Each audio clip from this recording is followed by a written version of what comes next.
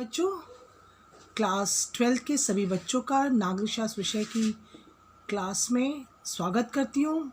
जैसा कि बच्चों मैंने उस दिन आपको जब क्लास में समझाया था, यानी कि जो मैं ऑनलाइन क्लास ले रही हूँ, उस दिन इस विषय में जो मैंने पाठ लिया था, राष्ट्र निर्माण की चुनौतियाँ। और जैसा कि आप जानते हो कि जब हमारा भारत देश आज़ाद हुआ तो उसके सामने कई परिस्थितियाँ थीं कि कैसे राष्ट्र का निर्माण किया जाए, और बहुत ये चुनौतीपूर्ण था कि कैसे नए राष्ट्र का निर्माण किया जाए। तो उस दिन बच्चों मैंने आपको उस दिन समझाया भी था और काफ़ी बच्चों ने उस दिन अटेंड भी किया, और जो बच्चे अटेंड नहीं कर पाए थे, मैं थोड़ा सा इसको संक्षेप में बता के फिर मैं अपने नेक्स्ट पॉइंट पे आऊँगी कि भारत का जब विभाजन के क्या परिणाम थे। मैंने आपको बताया था कि उस दिन मैं आप अगली कक्षा में ये बताऊँगी, लेकिन मैं सारे पॉइंट्स मैं थोड़ा सा आपको संक्षेप में बता देती हूँ। और जिन बच्चों ने उस दिन क्लास अटेंड नहीं की थी वो थोड़ा सा देख लें, और जिन्होंने की थी उनका रिवीजन हो जाएगा। जैसा कि राष्ट्र के निर्माण के समय, यानी नए राष्ट्र के निर्माण के समय जब हमारा भारत देश स्वतंत्र हुआ 1947 में, तो जो चुनौतियां थी, पहली चुनौती थी कि भारत की क्षेत्रीय अखंडता तथा एकता को कैसे कायम रखा जाए, और इसके बारे में मैंने आपको बताया हुआ है। दूसरी चुनौती थी कि लोकतांत्रिक व्यवस्था को लागू करना। तीसरी थी आर्थिक विकास तथा गरीबों को समाप्त करने, अर्थात गरीबी को समाप्त करना हेतु नीति निर्धारित करना। और फिर उसके बाद हमने देखा था कि भारत का विभाजन किन परिस्थितियों में हुआ तथा क्या आधार तय किया गया, उसके मैंने पॉइंट्स भी आपको लिखवाए थे।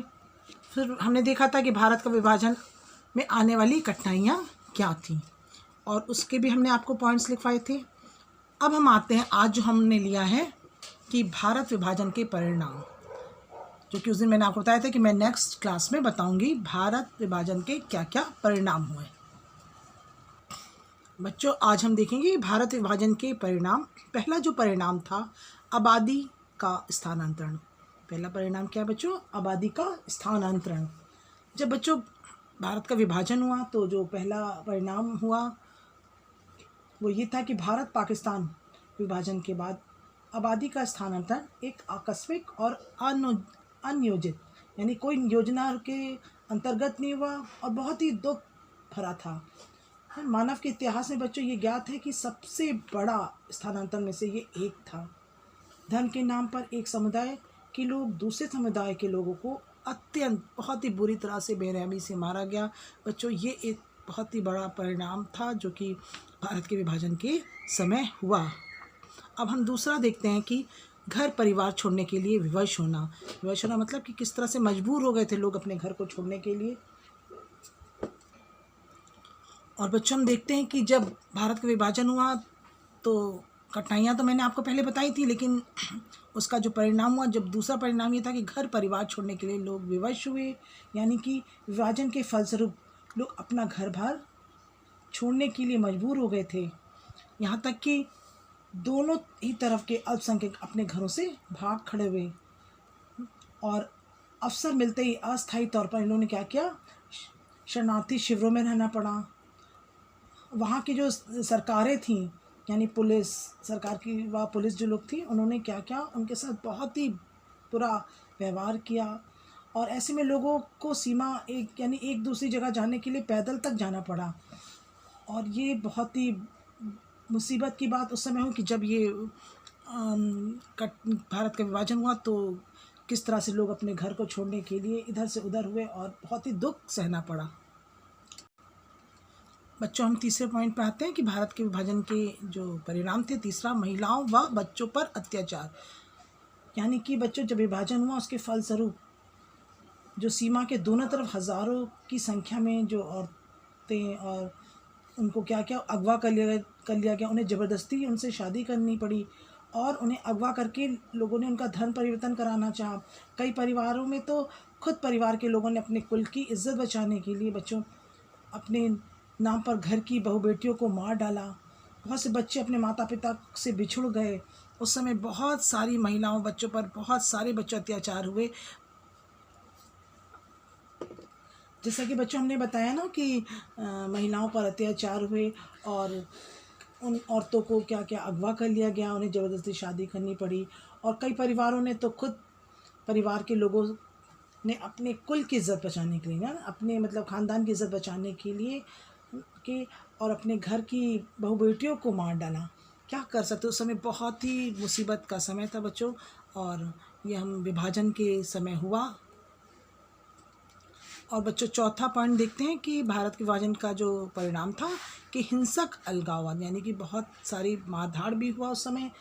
और विभाजन के समय सिर्फ संपत्ति और देनदारी की ही बंटवारा नहीं हुआ था बच्चों, बल्कि इस विभाजन में दो समुदाय, यानी जो दो समुदाय थे उनमें भी बंटवारा हुआ, यानी कि जो आपस में पड़ोसियों की तरह रहते थे उनमें हिंसक अलगाववाद हुआ और मारकाट भी हुआ। अत्यंत ऐसी बंटवारा हुआ जो कि एक तरह से जैसे लगा था कि एक दिल के दो टुकड़े हो गए। इस तरह से उस समय बंटवारे के समय जो परिणाम हुआ बहुत ही हिंसक में था बच्चों। हमने ये चौथा पॉइंट देखा कि हिंसक अलगाववाद हुआ। अब हम अपने पांचवें पॉइंट पे आते हैं जो कि बच्चों अब हम आते हैं अपना पांचवें पॉइंट पे, जो भारत के विभाजन का परिणाम था भौतिक सम्मति का बंटवारा। यानी कि बच्चों जैसे कि हमने बताया कि पांचवा पॉइंट भौतिक संपत्ति का बंटवारा था। विभाजन के कारण बच्चों 80 लाख लोगों को अपना घर बार छोड़ना पड़ा। यहाँ तक कि उनको वित्तीय संपदा के साथ साथ टेबल, कुर्सी, टाइपराइटर और वाद्य यंत्रों तथा सब चीज़ का बंटवारा हुआ। सरकारी और रेलवे कर्मचारियों को भी बंटवारा हुआ। इस प्रकार हम देखते हैं कि साथ साथ रहते हुए आए दो समुदाय के बीच एक हिंसक और भयानक बंटवारा था बच्चों, जो कि भौतिक संपत्ति का बंटवारा हमने देखा। बच्चों अब हम आते हैं अपने छठे पॉइंट पे। जैसा कि हमने पांचवा पॉइंट तो बताया था संपत्ति का बंटवारा। अब हम देखते हैं कि अल्पसंख्यकों की समस्या क्या थी। उस समय जो विभाजन हुआ उनकी क्या समस्याएं थी अल्पसंख्यकों की।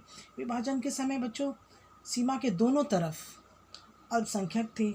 जिस ज़मीन पर वे और उनके पुरखे सदियों तक रहते आए थे ना, जो पहले से उनके बाप दादा थे उनके रहते आए थे, उसी ज़मीन पर वे विदेशी बन गए थे। जैसे ही देश का बंटवारा होने वाला था वैसे ही दोनों तरफ अल्पसंख्यकों पर हमले होने लगे, यानी मारधाड़ उन पर हुई, हमले हुए। इस कठिनाई से उबरने के लिए, इस कठिनाई से यानी पीछा छुड़ाने के लिए उन्होंने क्या क्या, उनके पास कोई योजना तो थी नहीं और हिंसा नियंत्रण से बाहर हो गई थी, यानी कि बहुत ज़्यादा ही लड़ाई दड़ाई शुरू हो गई। दोनों तरफ अल्पसंख्यकों अपने अपने घरों को छोड़कर भागने लगे और कई बार ऐसा भी है कि उनको लगा कि बस तुरंत घर को छोड़ना है, वरना उनके पास समय तक नहीं था। बच्चों हम देखते हैं कि इस तरह भारत और पाकिस्तान का जो विभाजन हुआ बहुत ही दर्दनाक था, बहुत ही दुख भरा, बहुत ही त्रासदी भरा था। बच्चों मन में आता ना कि जो विभाजन हो, आखिर भारत विभाजन आखिर होता ना क्यों हुआ। मन में ये पॉइंट उठ रहा है कि आखिर भारत का विभाजन क्यों हुआ था। विभाजन क्यों ना, एक पॉइंट मन में आता है कि आखिर भारत का विभाजन क्यों हुआ। हाँ, ये जो विभाजन था ये क्यों हुआ। बच्चों ये राष्ट्रीय आंदोलन की चरम स्थिति में जो मुस्लिम लीग थी वो द्विराष्ट्रीय सिद्धांत की बात थी उनके सामने। इस सिद्धांत के अनुसार भारत किसी एक कौम का नहीं था, बल्कि हिंदू और मुसलमान दो कौमों का देश था। और इस कारण मुस्लिम लीग ने मुसलमानों के लिए अलग देश यानी कि पाकिस्तान की मांग की। और हुआ क्या कि कांग्रेस ने इनकी पाकिस्तान ये जो नीति थी, और कांग्रेस ने इनकी जो नीति थी, जो मांग थी पाकिस्तान की, उनको मान ली और भारत का विभाजन होना निश्चित हो गया। फिर बच्चों हम देखेंगे कि भारत की एक राष्ट्र के रूप में क्या विशेषताएं। जब भारत हमारा राष्ट्र के रूप में जब एक तैयार हुआ और तो उसकी क्या क्या विशेषताएं थी। हम पहली विशेषता देखना चाहेंगे मातृभूमि के प्रति श्रद्धा एवं प्रेम। ये भारत जो हमारा राष्ट्र है उसकी जो प्रमुख विशेषता है मातृभूमि के प्रति श्रद्धा एवं प्रेम। मातृभूमि से बच्चों प्रेम प्रत्येक राष्ट्र का स्वाभाविक लक्षण एवं विशेषता माना जाता है ना, कि ये तो स्वाभाविक होता अपने राष्ट्र से प्रेम करना। एक ही स्थान में या प्रदेश में जन्म लेने वाले व्यक्ति मातृभूमि से प्यार करते हैं और इस प्यार के कारण वे आपस में एक भावना के अंदर क्या होते हैं बच्चों, बंध जाते हैं। भारत से लाखों लोगों की संख्या में, यानी लाखों लोग जो थे बच्चों विदेश में जाकर रहने ले गए और वहाँ जाके बस भी गए, लेकिन अपने मातृभूमि से प्रेम करने के कारण वे सदा अपने आप को भारतीय राष्ट्रीयता का ही अंग मानते रहे। कितने लोग बच्चों विदेश चले गए, फॉरेन चले गए, लेकिन आज भी वे अपने को भारत की राष्ट्रीयता का ही अंग मानते हैं। हम दूसरी विशेषता देखते हैं बच्चों, राष्ट्र की जो है भौगोलिक एकता। जैसा कि आप जानते हो कि भौगोलिक एकता भी राष्ट्रवाद की भावना को विकसित करती है। जब मनुष्य कुछ समय के लिए एक निश्चित प्रदेश में रह जाता है तो उसे उस प्रदेश से क्या हो जाता है बच्चों, प्रेम हो जाता है। और यदि उसका जन्म भी उसी प्रदेश में हुआ हो तो प्यार की भावना तो और उभर जाएगी और तीव्र होती जाएगी ना। यही भौगोलिक एकता कहलाती है बच्चों।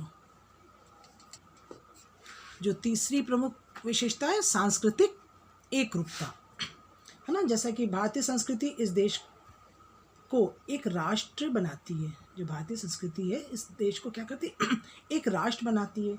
कि विभिन्नता में एकता लिए हुए है। इस संस्कृति को अपनी पहचान है, लोगों के अपने संस्कार हैं। बच्चे छोटे बड़ों का आदर करते हैं हमारे राष्ट्र में, हमारे भारत में। यही तो बहुत बड़ी विशेषता है। वैवाहिक बंधन है, यहाँ जाति प्रथाएं, सांप्रदायिक सद्भाव है ना, सहनशीलता है, त्याग है, पारस्परिक प्रेम है। और बच्चों ग्रामीण जीवन का आकर्षण है, वातावरण ना, जो वहाँ का जो वातावरण बहुत ही अच्छा है। इस राष्ट्र की एकता को बनाने में अधिक सहायक रहा बच्चों। जो मैंने आपको यही बताई सांस्कृतिक, ये सब चीज़ क्या है, सांस्कृतिक एकता को के रूप में हमारी ये विशेषता है राष्ट्र की।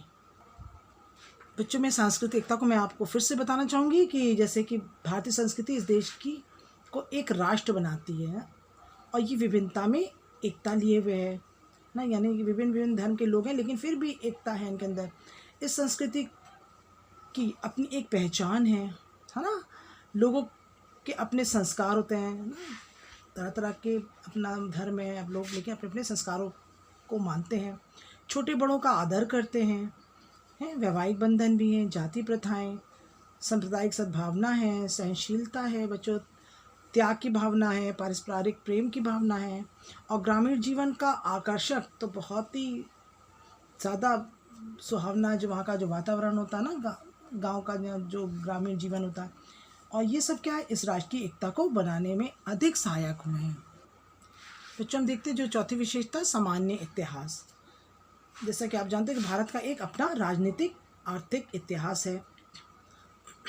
इस इतिहास का अध्ययन सभी करते हो ना, और इसकी गलतियों में से छुटकारा पाने का प्रयास समय समय पर सत्ताधारियों, सुधारकों और धर्म प्रवर्तकों और भक्त और सूफी संत ने किया है बच्चों।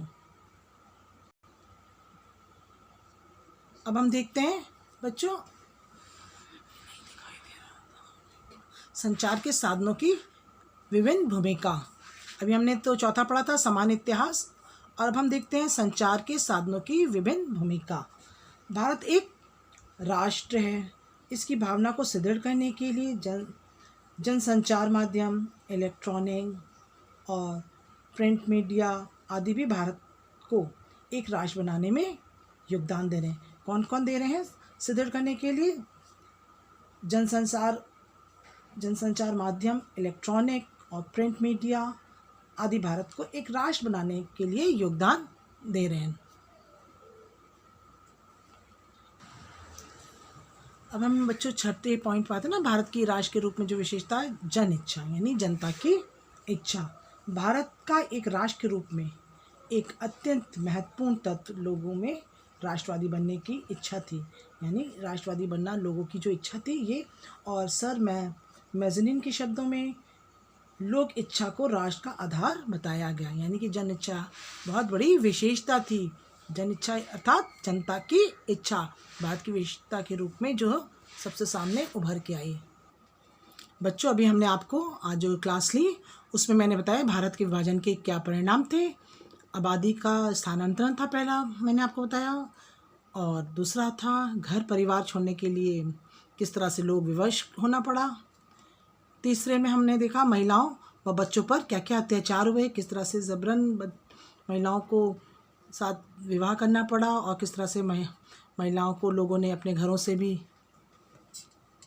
किस तरह से अपने घर की इज्जत बचाने के लिए अपनी बहू बेटियों को ना, घर की जो महिलाएं थी उनको मार डालना पड़ा।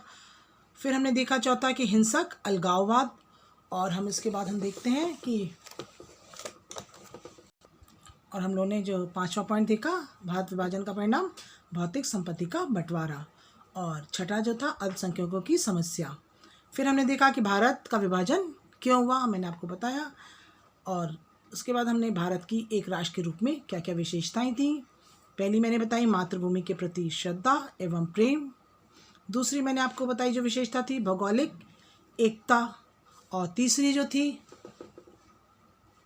सांस्कृतिक एकरूपता, और चौथी जो थी सामान्य इतिहास।